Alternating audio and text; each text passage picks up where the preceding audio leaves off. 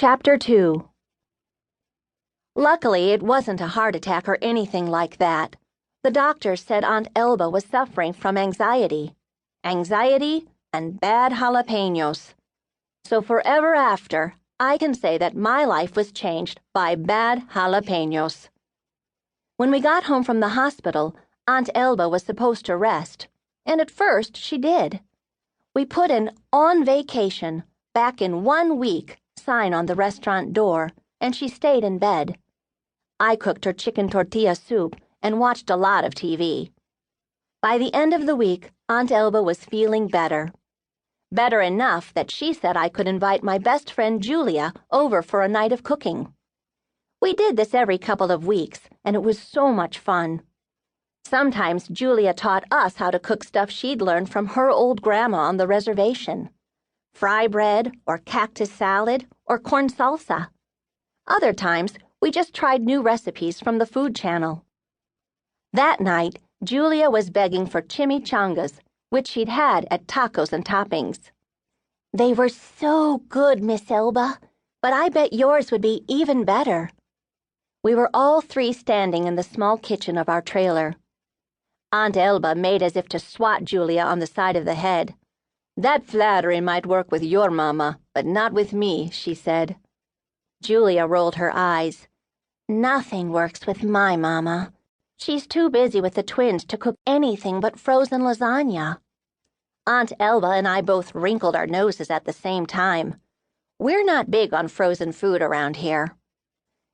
"These chimichangas, they're not real Mexican food," Aunt Elba said. I could tell that the mention of frozen lasagna had weakened her, though. She felt sorry for anyone who had to eat bad food. "But you know how to make them," I said. "Remember those chicken ones for Juan's kids? And Rosita ate vegetables without knowing it." "Come on, cook with us," Julia begged. "Show us, please." Sometimes I got jealous because of how much Julia loved to cook with Aunt Elba. I'd try to hurry Julia off to my room so we could gossip and listen to music without my aunt overseeing everything. But Julia loved all the attention Aunt Elba was willing to give us.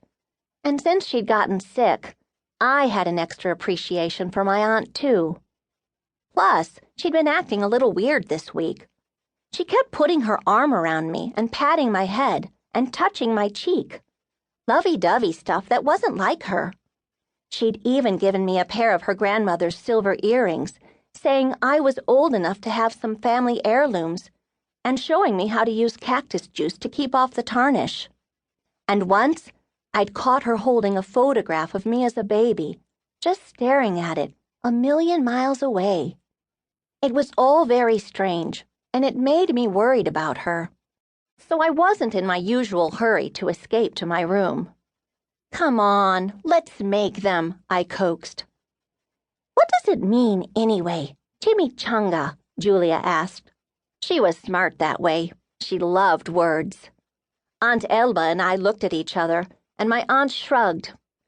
"I do not know how to say it in English," she said. "Something like thingamajig," I guessed. All right, we will make these thingamajigs," said Aunt Elba. "Cara, what do you want for the filling?" She stood behind me and brushed back my hair with her fingers. I leaned into her. "Beef and cheese." She kissed the top of my head. "Beef and cheese it is. Run and get them from the restaurant, and I will chop some peppers." Julia came with me. "Is she okay? She seems different." "Yeah, weirdly affectionate, right? She's been like that since she came home from the hospital," I said. Back in the trailer, we shredded beef and grated